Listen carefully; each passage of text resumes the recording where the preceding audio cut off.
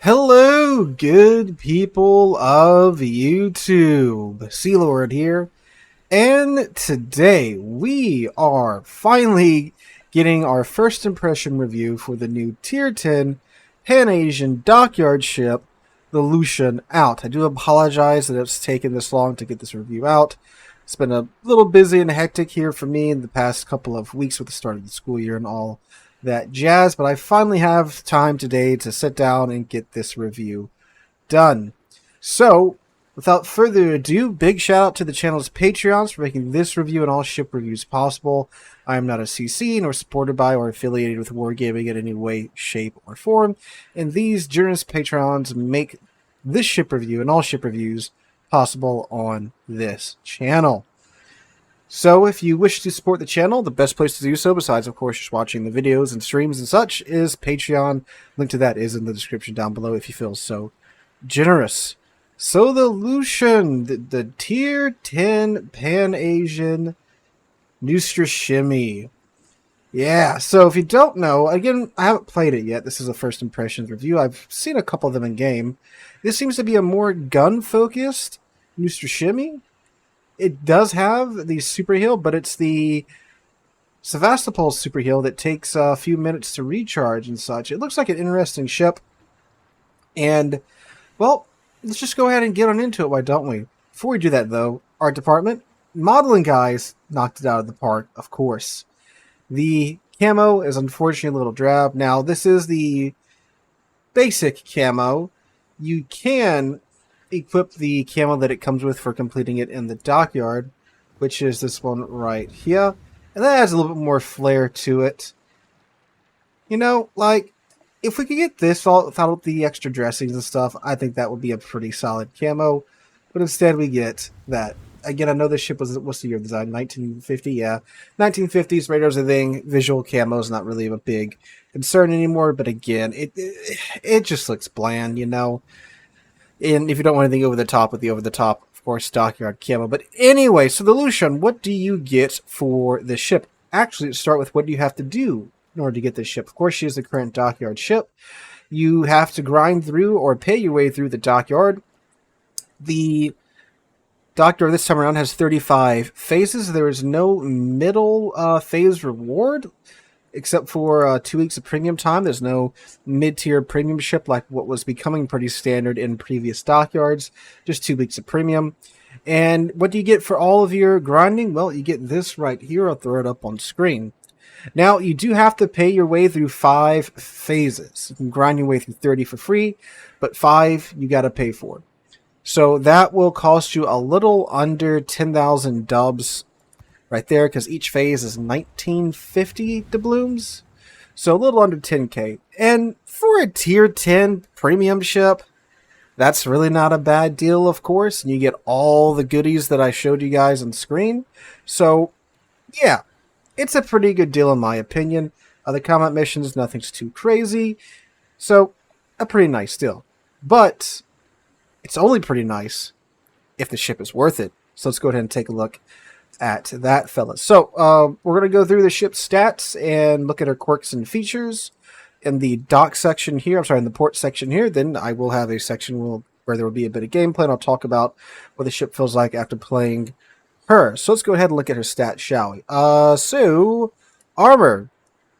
It's a tier 10 DD, no surprise, 19mm hull and deck, and 13mm superstructure, and the guns are 10mm. The turret faces are 20. Sorry, the turrets are 10mm. Alright, I mean, no surprise there. It is, in fact, a tier 10 ship. Oh, economically, of course, it is a premium ship, so you get the standard tier 10 special ship bonus package, which is 50% to credits and 100% to your various XPs. So there's that. And there's no additional like baked-in economy booster either, because it is a special ship, not a premium ship. Alright, on to survivability, she has 20,500 hit points without any modules or commander skills. You get 4 130mm guns with a base 1.7 second reload time. That's pretty quick. Maximum dispersion of 111 meters, and a maximum range of 12.8 kilometers. This very much seems to be a DD killer right here. HE does a maximum damage of 1400, 5% fire chance, 22 millimeter of HE pin, and has a initial velocity of 950 meters a second. Her AP, which is ironically sap, but not in-game sap, 2200 maximum damage, 950 meters a second is the initial velocity. So some very comfortable guns here just from the ballistic side of things. And I do believe her arcs are also very flat from what I've heard. Again, we'll see what that's like in-game. But as you can tell, just by the base stats, it looks like it's a DD killer. Short range, fast reload time, and again, it's got that nice Soviet SAP 42. Is that the same one that the Khabarovsk has? One of these. These are 130s. So let's go find the Khabarovsk real quick. I'm pretty sure it's like SAP 42 or maybe SAP 41. It is SAP 46. Okay, a little bit more advanced, but it's got what? It's got 400 less alpha than the 130 millimeter guns on the Khabarovsk. Okay, I mean still, but with the reload time, looks the Khabarovsk has the 4.4 second reload time, and the Lushun has a 1.7 second reload time. So yeah, seems like the AP is going to be pretty good. All right, torpedoes should just have deep water torps. So you get 10 of these deep water torps, 533 millimeter torps. Maximum damage is 17,933. They are at deep water, so they can only hit heavy cruisers, BBs, and battleships. 65 knot speed, but a rather odd range of 11 kilometers for deep waters. Deep waters typically have a bit of a longer range. So, yeah. I think it'll still be workable if you can get in the right situation, of course. She has deck-mounted depth charges of a maximum damage of 1,700. You get 2 charges and 12 bombs per charge with a 40-second reload time. And all that looks like to be back here. Looks like you get 1, 2, 3, 6 launchers. So I'm guessing those fire 2 times a piece. For A defense, she has 4 dual-mounted 25mm guns, 4 dual-mounted 57mm guns. Those things are kind of goofy, just hanging off the side there. And then the main battery guns are dual-purpose. And it's what, 6 kilometer AA. Maneuverability, max speed of 36 knots, 700 meter turning circle radius, and a 4.6 second rudder shift time. Concealment of 7.2 base. And let's go look at her box O gimmicks. So you get Hydro, and it's pretty nice Hydro too. 5.5 kilometer Hydro. That's yeah. Let's go find some DDs and murder them, Hydro. That's what that is. All right, and then you do get the heavy repair teams. Again, similar to the Sevastopol. It heals 102 HP per second for 60 seconds.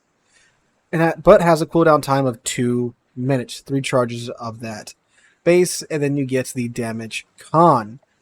So, a very interesting and odd setup here with the Lushun.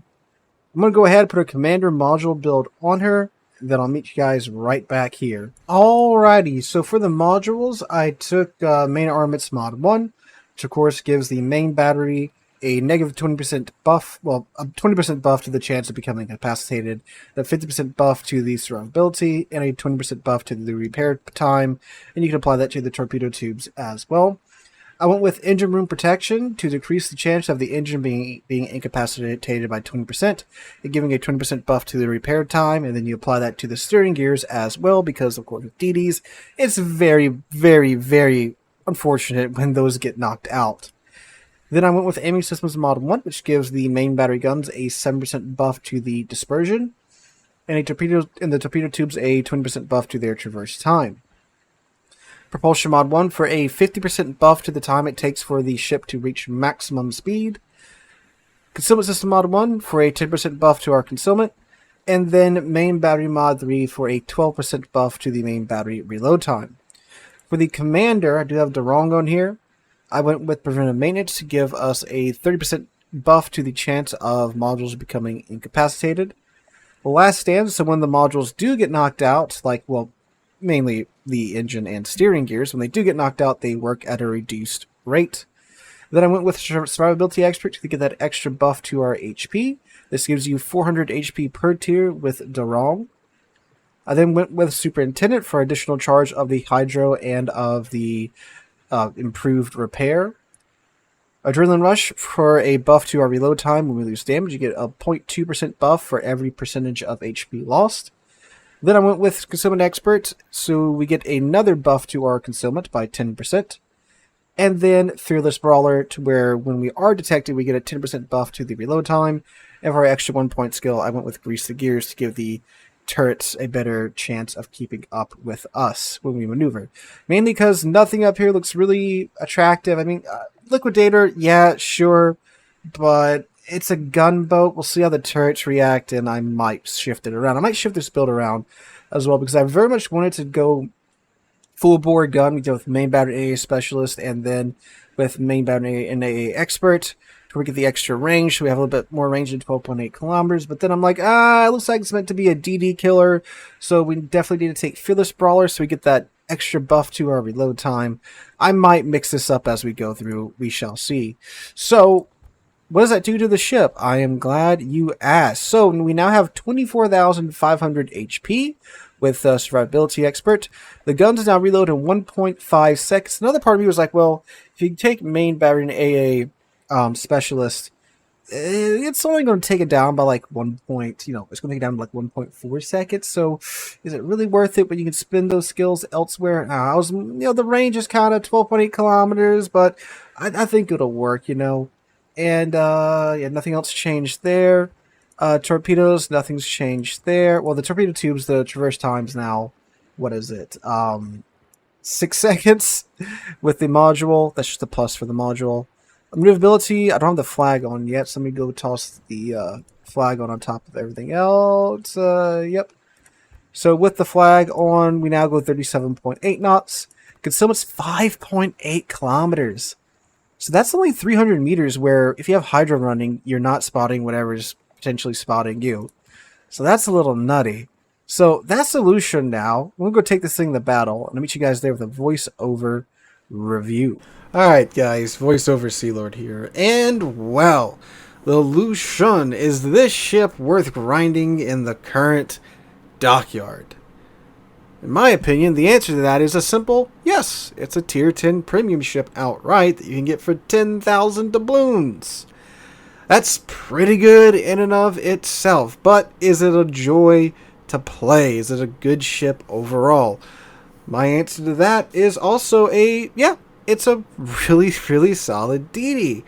It's an interesting formula that they cooked up here. I was kind of concerned with some of the changes they were making to it, and then just throwing the Sevastopol's heavy repair teams on there. That was like because it doesn't really work on the Sevastopol, but I think on something like the Lushun, a destroyer that can disengage and kind of hang back while it recovers its HP, I think it works a bit better here, to the point of where it's downright usable. So the Lushun is essentially take the Nutrishimi and just go all in on the guns. That's basically what it is. That 1.7 second base reload time is really what brings you your damage. The shells don't have a overly high per alpha damage. The torpedoes, it's weird. 11-kilometer deep water torpedoes, you gotta get close to the enemy to get these to work.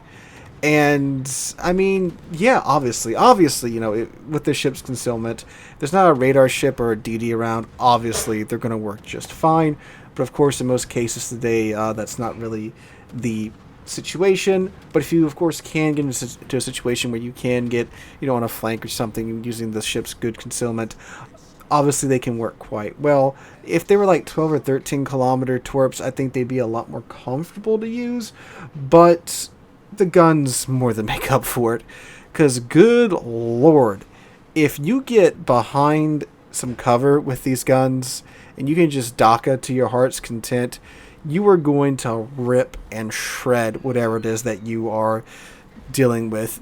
Now, I don't have IFHE on these guns, and they were still performing very well. I didn't put IFHE on them because it, of course, knocks the fire chance down. And they only pin 27 millimeters with IFHE. You have a 6% fire chance on guns that reload in 1.7 seconds. So do you really want to take that down to a 3% fire chance?